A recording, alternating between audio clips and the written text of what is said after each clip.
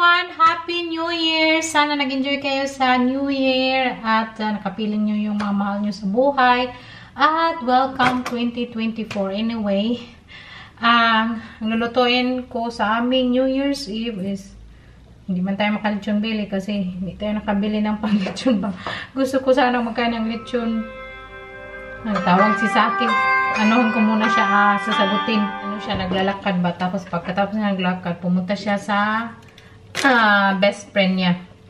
Tapos sinabihan ko siya kung hindi ko kasi nakita yung best friend niya, no? Invite ko siya na dito siya, New Year's Eve, dinner. Tapos sinabihan ko kasi kung wala siyang appointment, pwede siya dito maki-dinner sa atin. Magawa ko ng pansit malabon. Kasi magpansit palabok sana. Ako naman tayong bihon. Yung nabili ko lang yung persimili. Yung diferensya sa pansit malabon, tsaka yung pansit palabok, pansit malabon na thicker siya na noodle. Tapos yung palabok is ibihon. So, very thin siya. At yung malabon, sinahog na yung sauce. Tapos yung palabok hindi. Tapos may pang-mix man tayo. So, yun na lang gawin ko. Pero mamaya na ako magluto. Maga pa naman dito, alas 2. Siguro mag-city pa ako, magpapadlakad. Mamaya na ako magluto. Mamaya na din kami mag-dinner, 6 PM or 7 siguro kasi matagal kami matulog. Antayin namin hanggang mag-alas 12. So, marinate ko lang siya ng oyster sauce. Tapos, parang more sa atin. At, maglagay ako ng garlic powder. Always naman yun, garlic powder. Marami. Tapos, paminta. Daming paminta. Marinate na natin para may panglasa. Kagabi ko sana to i-marinate. Kaya lang, ang tagal ko na tapos ating suman. Alas 12 ako natapos. Grabe eh.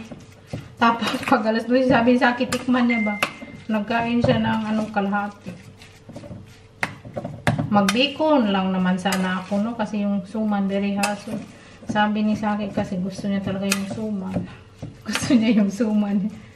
Katawan man eh. So, nagpunta ako dito city kasi magbili ako ng olive oil. Ang taas ng linya. Gusto ko magbili niyan. Kaya ano man ba, bilog din. Pero konti lang. Tingnan muna tayo dito. Tingnan nyo, daming sale. 50%, 30%. Sale lahat. Kasi ano man ngayon, 31st. End of the year. Oh, tingnan nyo, para makabili tayo ng ganito. Wala na kung mga may mga heels. Tapos ang mura na 50%. Bilhin ko siguro to. Kasi wala naman tayong na-shopping doon sa Android. Ang ganda niya, ang cute. Tapos tataas ako. So, bilhin ko na kasi 15 na lang. Ang cute. Bili sana ako ng olive oil dito sa Saki. Tapos dito tingnan may baklava dito. Nabili namin na olive oil o cream bowl na may raisin. Bilog siya. Nagbili ako ng 3 lang, no? Kaya hindi man namin maubos. Tapos yung isa kinain namin ni Saki. 2 natira. May natirang 2. Kawawa naman eh. Hindi ako magbili ng madami kay nagbili din kami noong sa Turkish na bagong open. Lagyan natin ng icing sugar. Design lang. Para pagpasok ng 2024, matamis ang anyong pagmamahalan. Joke lang yan, no? Ang pinakamasarap, bagong open. Pumasok, kung sabi ko, ano mang kababalaghan dyan eh. Ang daming tao. So, nag-open pala. Ang sarap talaga nito. Turkish Delight. Dito, yung malaki to. Hindi ko alam kung anong laman nito. Namaya na natin. I-try ko kaya malila. Hot. May pita siya. Sa gitna. Pita cheese. Tapos kasakit ito eh. Ang daming almonds. Sa babaw. Sarap. Tingnan nyo, ang sarap. Hindi na, try na. What you like? This one is so good. Oh. This one is so good. Oh, I can try a small one. Very with pizza. You're still fresh. Yeah. I like it because they put a lot of nuts. No? Yeah. So good.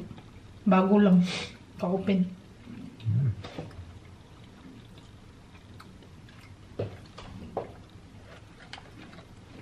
So ngayon, magluto muna ako yung pa-dinner namin sa akin, no? New Year's dinner namin. Luto natin yung beef Wellington. Tapos magawa ako ng pancit malabon. At mag-giniling ako. At mag-fried rice. So, dami yung kainin namin, no? Para next day na yan, kung hindi maubos. So good. With, this is pistas and then almonds paste. Yeah. Sige, what one? Almond paste is very nice. Pero ko pa siya. Pero ipalo ko lang yung instruction dito, no? Kasi nabili lang naman namin ito sa supermarket ng mura. Grabe. 4 euro na lang. Tapos yung beef niya is beef loin pa. Very good sa part ng beef. Yan natin giniling.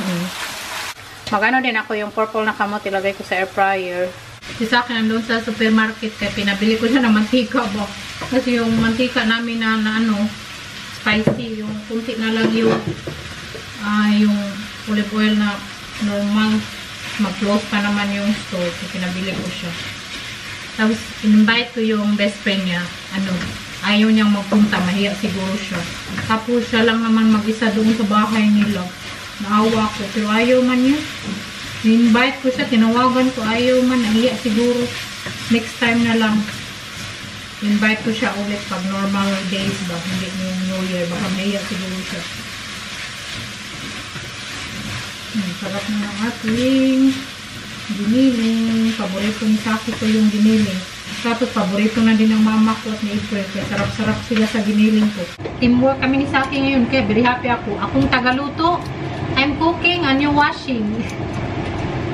Yeah. Kaya yung kamay ko ba nagdadry. Tapos masakit. That's my favorite chore. In all honesty, I'm better at washing the dishes than cooking, right? Yeah. That's why.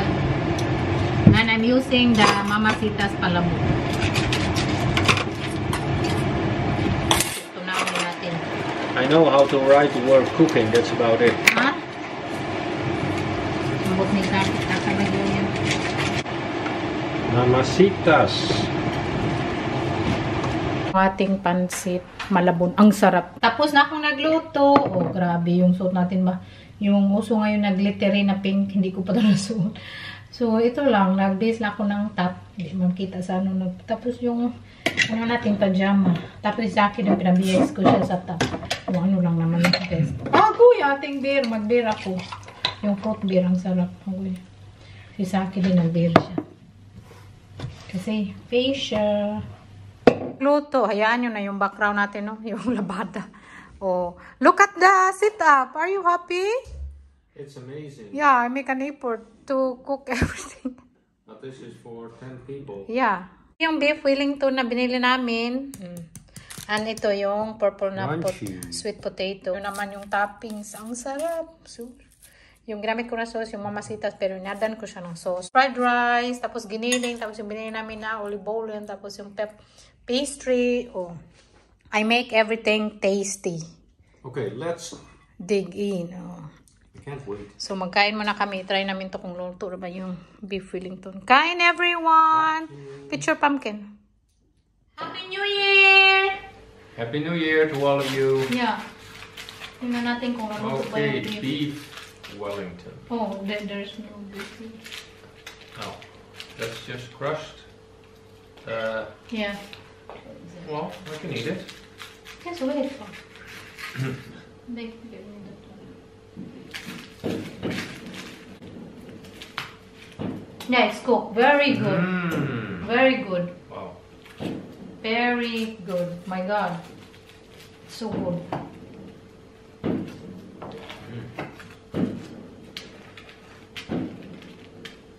Wow, thank you. God, we have very fancy dinner. I will also get myself The beef is Nice. perfectly cooked.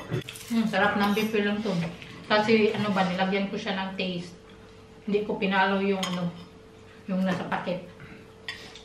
It's with ham, right? You wrapped it in ham. Some egg. Kasi may chicharon man din akong dala. Some squid. The squid are soft because it's not overcooked. No. Some lemon. Kuha tayo ng lemon din. It's good to put some lemon here. But without lemon, it's already good. No. Oh. No lime. Sarap. So yan siya yung nabili natin sa Antwerp. Nilagay ko na. Nung pagdating namin nalagay ko. Ang ganda niya pag sobrang puno yung tray mo ba. Nakaka-happy lagi. So ito yung na-shopping natin ng 2023. So ang ganda niya. Wala akong ganito. Tapos 50% na. So very mura na siya. 15 na lang siya. O diba? Ano siya, very, very comfy siya maglakad. Kaya ano siya ba dito? Yung mataas yung heels niya. Tapos, very thick siyang ganito. May ano din akong ganito yung sandal na galing pa yung Pinas. Hanggang ngayon, very matibay pa siya. Anong brand ba yun? Basta, makakalakad ako ng mga 5 hours to 6 hours yung gano'n na sandal. Pag may ganito na ano ba. So, at nilakad ko siya talaga doon ng bunga-bunga. Siguro isang oras ako doon na sa store kanina. Nilakad-lakad ako, patuyok-tuyok. Kasi okay lang naman sa kanila, no? Yung mga nagtitinda. Kasi gusto nila na ang magbili sa kanya happy. Tapos, comfortable ba? So, very happy ako sa ating nabili kay very, ano talaga siya, very comfy. Tapos, ang dali niyang linisin. Ang shiny-shiny ba? So, pag madumihan, ganahan mo lang yung leather wipes na pinanglinis namin ni Saki. So, very happy ako nito. Ngayon, sa napansin nyo, anong talaga ako ba? Flat, tapos sneakers.